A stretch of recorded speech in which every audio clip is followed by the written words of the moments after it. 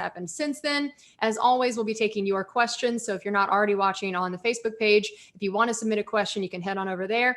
Leave it in the comments section underneath the Facebook Live video, and we'll get to some of those. So as we give people a chance to start answering those, I just wanted to first, I guess we have some news of a new addition to the team that was finally released yesterday. Yeah, it kind of broke right after that game, actually, but because it takes a while to finalize things in today's NFL, we didn't actually announce it until yesterday. But the Buccaneers traded for nose tackle Steve McLendon from the Jets. And I mean, it's just kind of a move that makes sense. He's in his last contract year there.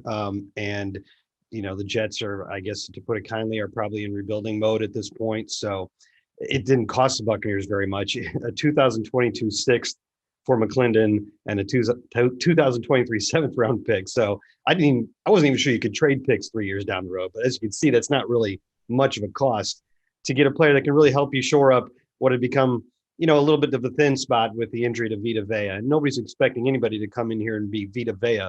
But Steve McLendon, for one thing, he had a couple of his best years under Todd Bowles in 2016 and 17 with the Jets. Obviously, Todd knows him well, and he probably wouldn't have too much trouble, getting reacclimated to this defense.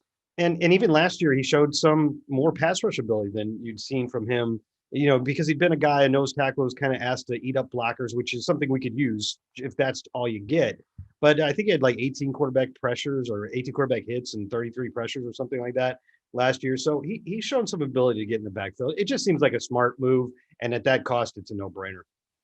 Yeah. And I mean, speaking of the defense, this last Sunday was just such incredible. I mean, that was an unbelievable performance by them. And there were just so many things about that game that were so encouraging. And I just wanted to hear for you the biggest takeaways of what you learned about this team from that game and what it could mean moving forward. Yeah, I'm not sure what I can say that everybody hasn't already said about that, because everybody's been talking about it for 3 days now, and for good reason. That's one of the most dominant performances you've seen from our defense, or probably any defense in a long time. I mean, look, the Packers came in here absolutely on a roll. They were averaging 6.83 yards per play.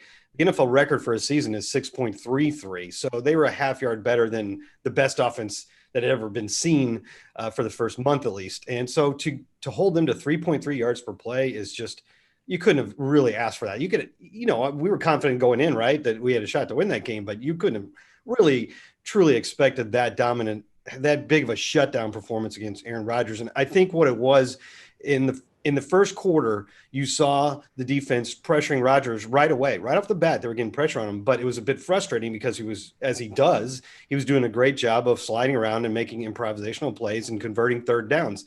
And I like the way Bruce Arians put it. He said after the first quarter, it felt like everybody on the sideline was just holding their breath, like you're waiting for something to happen, something bad to happen. And Todd Bowles is like, come on, guys, let it go. Let it loose. They're just going to turn it loose. Don't play cautiously. Let's go get them. And then the pass rush started getting there, and that changed everything. And they had 4 first downs in their last 10 drives combined. They never had a snap on our side of the field after Aaron Jones's touchdown in the first quarter. So I think everybody already knows this. I'm just kind of piling on because we've been talking about this for 3 days. It was just so incredible. Yeah, I just felt like that was a game that was every coach's dream in particular, that you give up no sacks, you give up no turnovers, and you commit no penalties. Like that's the dream for any coach, I feel like. And just the discipline that showed, because it's one thing to have a good defensive game or just have a good game in general where you're able to make some big plays that are enough to turn the tide. It's another to play a game like that it just shows it was from start to finish such a disciplined game. Yeah, and the trio of zeros you just put together has only been done 3 times in a game since the 1970 merger, and this is the first time anybody's done it in 21 years. So if that was a dream, I don't want to wake up. I don't think you're going to see that again very often because it doesn't happen, but it is an encouraging step, the discipline after the Bucs came into that week tied for the league lead in penalties. And I think a lot of it had to do, you've probably heard several coaches and players say since that game that the practice on Thursday, particularly for the defense, was just on another level. It was like a practice they'd never had before. And they came out of that practice feeling very confident. And I think that probably led to the disciplined play, because you're talking about, you saw all the different creative, different blitzes and formations and schemes that Todd Bowles was throwing out there. That's a lot to remember. But on Thursday, they felt like they had it down. And then they did, and they executed it and did it without drawing any penalties. And I think that was because of what they gained in practice on Thursday and to some extent Friday. Okay, and Daniel had asked, based on your experience and observations, what similarities or differences do you see with the 2020 defense compared to the 2001 Bucs defense at this point in the year? And then, of course, he brought up that we're about to play John Gruden's team, so it seemed like an appropriate question. I think he means 2002. That defense was great in 01 too. It was great for about a decade there, but 2002 was their peak. You know, history's going to tell on that a little bit, because if you look back at that defense, it had 2 Hall of Famers on it, and at least several others that, in my opinion, should be in the Hall of Fame. At least 4 Hall of Famers, maybe 5 if you want to put Simeon Rice in there. Is this defense going to produce 2 to 4 Hall of Famers? We'll see.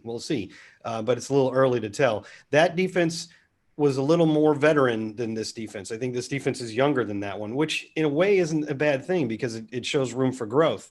Rondé Barber, Derek Brooks, Warren Sapp, Simeon Rice, John Lynch, Brian Kelly, Shelton Quarles, Dexter Jackson, they'd all been in the league for quite some time when that defense just kind of all came together.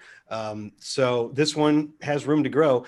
I will say that defense had a couple of, or at least one really important free agent acquisition in Simeon Rice that kind of pulled it all together. And I guess you could make a comparison to Shaq Barrett and getting that edge rusher you needed out of free agency. So there's some similarities, but I think time will tell on that. And we were asked to give a shout out to the Buckaholics fan group. Hey there, everybody. They're a great fan group. I've been out and seen some of their tailgates at some of the games, which is always awesome. They're a great group. We also had a question about what is Leonard Fournette's status moving forward? Yeah, I think he'll probably be able to play now. I think that I say this because Bruce Arians was saying that before the game, they decided to be cautious and wait one more week, because they just really didn't want him to tweak his ankle injury and possibly miss another month. And they felt good with what they had going into that game. And I had tweeted that out because Bruce said it, and I thought it was a good point. And Leonard Fournette himself quote tweeted it and said, the younger me would have been upset about this, but I understand that my coach cares about me. And then I think he tweeted something about go Ronald Jones and all that. So that leads me to believe that he felt he was close or ready to play. So after you give him another week after that, he probably should be ready to play this coming week. And, it was going well when he was in there. And I know we've seen some good things out of Keyshawn Vaughn, but I think Leonard Fournette will still have a role as probably the primary reserve to Ronald Jones. The thing is, Ronald Jones is so hot right now that role, you don't know how big it's going to be. Yeah, which is a great problem to have, an abundance of riches back there.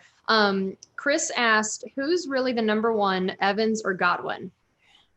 Yeah, I mean, I've been talking about this for more than a year. I don't think the question matters. I'm sorry, I don't mean to denigrate the question. It's a fine question, but I don't think the answer, I guess, shouldn't matters that much. It might matter to people on fantasy teams. Maybe that's what it's Mike and Chris, hasn't really had a chance to really get in the groove yet, but I think that's coming because of the injuries. And Mike, I think, also has been held back a little bit by injuries, and he's played in every game. But from a fantasy standpoint, it's been a bit of a feast or famine, although he did score in every game until the last one. But he's had several 100-yard games, and he's had several games where he's had 10 or fewer yards. So this offense with the weapons that they have, and last year we threw so many times and threw for so many yards, and that was exciting, especially to see how good those guys were. And it was exciting from a fantasy football standpoint, but it didn't produce a winning team. And I think these guys care a lot more about the W's than the numbers and their stat line. So it's a little hard to say, because Mike and Chris haven't played together a ton of snaps so far. It's a little hard to say yet who's going to be the one that emerges as the top guy. But I think it's kind of a 1A and a 1B kind of situation. Doesn't help from a fantasy standpoint, does it? Right. But again, I think it's kind of a similar thing to what we talked about the running backs. It's a good problem to have when you can't tell. Okay, so we had a question from Anthony about if this is maybe the year that Levante David will finally get the recognition he deserves and be viewed as maybe the best inside linebacker in the league. And then we also had Brandon mention, do you think White and David are the best linebacker duo in team history? So maybe I know that's a great question. I can see you having fun writing about that type of a thing in the mailbag and making some. That is way premature. Way premature. I mean, Derek Brooks and Hardy Nickerson played together. And then Derek Brooks and Shelton Quarles both went to the Pro Bowl in the 2002 season, and they were quite a combination. I'm not ready to say that yet. I mean, when it's all said and done, Levante David, at least. Devin White is only 6 games into his second season, so I'm not going to make any bold predictions about him yet. But Levante David's going to go down as one of the 5 or 6, 7 best players in team history, and he'll be, whether or not he joins Derek Brooks in the Hall of Fame, we'll have to see. Probably need to get some. It's not his fault, but we probably need to get some playoffs and some Super Bowls in there to help him out. And Derek Brooks, of course, won an NFC Defensive Player of the Year award. So I'm not ready to anoint those two as the best ever. They might be the best in the league right now, and they certainly look like it in that last game. And those two were just all over the place in the last game. But yes, to start at the start of the question was whether he's getting the recognition. I think it's already happening. I think we've seen that. Of course, he was the NFC Defensive Player of the Month, so that was some recognition right there. And we're about to play 4 of our next 5 games in prime time, and all of our guys that deserve the spotlight are going to get it. And I think we're seeing Pro Bowls. I mean, there's not going to be a game, but I bet you he makes the Pro Bowl roster this year, has shot at All Pro. And it's great because he's playing. We know how good he's been all this time. And it's not like he's just getting recognition now as his play is tailing off. He's playing as good as he ever has, and he's getting the recognition. So it's a really wonderful thing to see. Jimmy asked, do you think Jamel Dean could get the start over Sean Murphy-Bunting with how well he's been playing?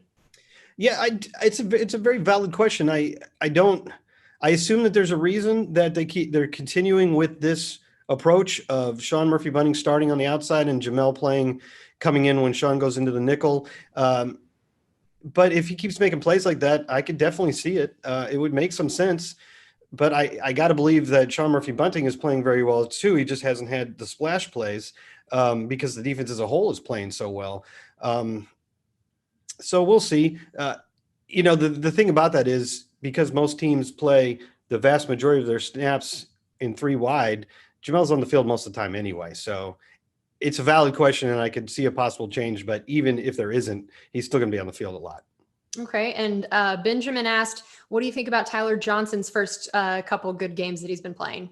Yeah, what I really liked was in the previous game when he caught that pass over the middle and kind of made some more out of it, got yards after the catch. I think it ended up being a 35-yard gain. And to me, it looked a lot like a Chris Godwin play. And that's something that we talked about when he was drafted because he has some similar qualities to Chris Godwin. His good route running, his just innate ability to gain separation, his yards after the catch. So it was good to see that. And of course, he got his first touchdown, and Bruce Arians said he ran a great route, and he was the 4th read on that play. So it's good that he stuck to his route and didn't assume the ball wasn't coming his way. With Chris Godwin coming back, I'm not sure how that affects his playing time, but he was out there a decent amount of time in the last game. So it's been encouraging. Yeah. And then I know we talked about this right off the top, but there are some people that I think joined after we discussed it that have been asking about the new addition to the defensive line and the role that he could potentially play on the field moving forward. Okay, well, if you look at this last game, the Buccaneers used one of their practice squad elevation options on Jeremiah Ledbetter. So Jeremiah was on the practice squad. They called him up for the game, and he immediately played 24 defensive snaps. He was out there on the first drive. That's a lot. So obviously they want somebody to share nose tackle snaps to a pretty decent extent with Raheem Nunez-Roches. And so McLendon presumably will step right into that role as soon as they feel comfortable putting him on the field. And as I was saying at the top, for anybody that wasn't here, he knows Todd Bowles' system. He played under him. He had a couple really good years with him. He's always been a guy that can eat up multiple blocks, which is something that you got from Vita Vea. So it'd be nice to have that. And last year he actually showed, pretty good ability to rush the passer. So I think it's just as I said before, I think it's just kind of a no-brainer. It's a guy that is still playing at a high level and can help you out and cost very, very little. Basically a swap of a 6th round pick for a 7th round pick several years down the road. So I could see him playing a decent number of snaps pretty quickly. Okay, and we'll close with this. Ron, and I saw a few other people mention this as well, asked, do we have our kicking issues under control now? Yeah, it sure seems like it. He made the 50-yarder. That was, and by the way, you and I both know from the shows we did, that was a very windy day there. And he made all those extra points, which is not a sure thing in the NFL anymore. And he made that 50-yarder, made it look pretty easy. So, and in the south end zone as well, the one that's known right. as the tougher end zone to kick into. Yeah, I mean, that was, I think, the windiest game I can remember, especially at the Bucs stadium. I mean, maybe if you go to some places like Chicago or whatever, but that was, I mean, there were things blowing all over the place, and like they were having to change even kind of some of the signage and bunting because it kept flying everywhere. Wow. And yet for that to be where he gets his longest field goal of the season in the toughest end zone, I felt like was a great sign. Yeah, and if we're talking kicking as a whole, I think Bradley Pinion is having a really good year. This last game wasn't his best, and I think that had something to do with the wind. But before that, he'd really been on a roll. With his net average in the mid 40s is all you can ask for, and he still continues to kick every single kickoff deep into the end zone. And if it wasn't for the fact that Cordero, I always have trouble. I think it's Cordero. Cordell. Yeah. Always have trouble with that one. If it wasn't for the fact that guy's the only guy in the league bringing kickoffs out from 9 yards deep these days, he'd pretty much have a touchback on every single kickoff this year. So it's a nice weapon to have. All right. Well, that's going to do it for us on this edition of Buccaneers Insider Live presented by Miller Lite. Thanks as always for joining us and for all those great questions. And we'll be back here next Wednesday.